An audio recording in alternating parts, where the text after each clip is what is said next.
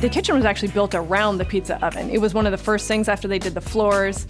They put the pizza oven in, and then they framed up and around it. We originally were gonna put it outside, do an outdoor kitchen. We thought, well, we're in Oregon, so basically we would have a few months out of the year that we could use it. So when we were designing our kitchen, he said, well, let's just put it in the kitchen. For me, it was a match made in heaven. I mean, my favorite food, pizza. Favorite thing my wife likes to cook, pizza, and a pizza oven in the house. Looks so good. So we're in the Willamette Valley in Corvallis, Oregon. Kelly and I moved in about 13 years ago. Even though we're changing it, I still remember it as a kid, and it's still that house I grew up in. My mom loved to bake, and she was always making cookies and cakes for us. The kitchen was originally built in the 50s. It was a small kitchen just off in the corner, yellow laminate countertops, white linoleum floors. Just very, very plain, very basic. In the old space, we were just always kind of, bumping into each other, and we're both running for things. We just did the basics in the rest of the house. The kitchen was our main focus, where we wanted to put a lot of our energy. So my wife and I are really hands-on, and we've done a lot of the work on the house. But when it came to the kitchen and wanted to make our marriage last, we knew we needed to bring in a pro. So what impressed us most about Schweitzer Design and Build before we hired them was seeing their attention to detail. They were very detail-oriented. We could see projects on houses that they had already done. What's really helpful to us is when people, they've been on house, they come to us with an idea book. And then go back. Jennifer kind of took the lead on a lot of design ideas. And so she would tell me something, what do you think about X, Y, Z? And then she'd go to house and she'd pull up different examples of how that would look and work. They had every detail thought through. Jennifer was sure this was her forever space, and she wanted to design the kitchen around a way that she and Kelly liked to work in the kitchen. Cooking and baking together is really important to us. We wanted space. To not be limited by such a small countertop, it's like I can just stretch out and I can make a mess all over my kitchen. It was really important to me as a baker that I wanted to have marble countertops. You can get the look, that's beautiful, but I wanted the functionality of the marble. It dissipates heat.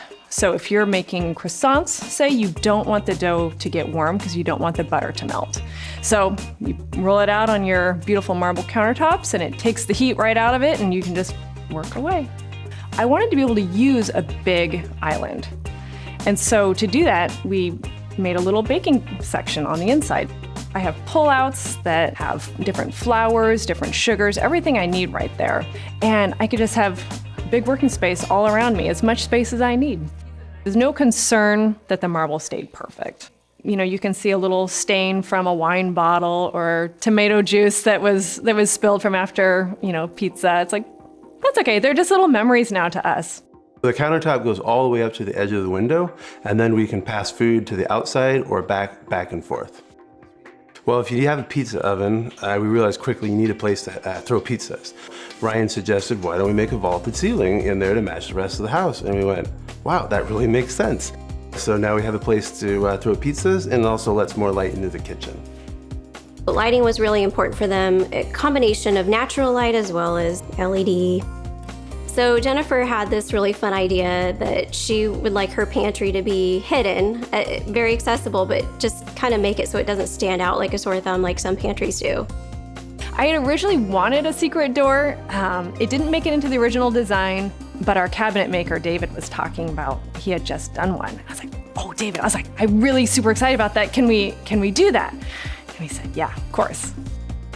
He came up with this really cool idea. It's 2 600-pound magnets, keep the doors shut. You just push in one of the cookbooks and there's a little button behind it. And so it just pops open the door and you can go on in. In our pantry, there's ample space for all of our food storage, 2 pull-out bins for flour storage. We have a big butcher block from 1890 that we can roll out that we usually use for pizza making. You don't have to worry about getting trapped in there. There's a glowing green button that says push to exit, so you're all good. What I loved about this project is that it was so unique from anything else that we've done before. There was so much personality and character added into this project. The wood for the cabinets came from my parents' property up in Washington. We went up several years ago. My dad cut the trees down, all of this alder. Kelly and he put them on the wood miser. cut them into boards. My mom and I cleaned them up. We had it milled up for the kitchen. So it's really cool because that's part of my parents. Next to the pizza oven, we have a piece of myrtle wood. We were trying to decide how we were gonna have pizza peels and the scraper and all of that stuff. We wanted something creative. It was in my grandpa's junk pile. He suggested, he's like, let's might make a really cool bench or something. And so we've got the copper piping and we mounted it to this myrtle wood piece. So that's a bit of my grandpa, and Kelly's grandpa worked in copper mines in Montana. So it's like our grandparents together. We don't make pizzas daily, but it can be used as a regular oven as well, which is fantastic. You can cook anything in there, and the wood fire is really gives it such a fantastic flavor. We have several old growth apple trees that needed a pruning, and so they get pruned every year, and that's our wood for the pizza oven. In addition to the smoky flavor, it gives it a little bit of a sweet flavor, and then the wood's important because it's a hardwood. You wouldn't want to put a softwood in the pizza oven. It needs to be a hardwood. So a lot of people use oak because that's more common, but we like the apple wood with a little sweeter flavor. This is the goal of any builders to, when you build a kitchen or a huge great room addition or something, you want to do it for people that are going to use it and they're going to entertain and they're going to enjoy it. It's still the house I grew up in. I still see that original kitchen, even though I have this big, beautiful kitchen now. I still remember all that my mom would do in there. And I think the biggest thing is it's probably brought my wife and I closer together, coming home on Monday or Tuesday nights and just cooking in the kitchen and talking and seeing what's going on, or being able to host and have friends over on the weekend. It's worth every penny.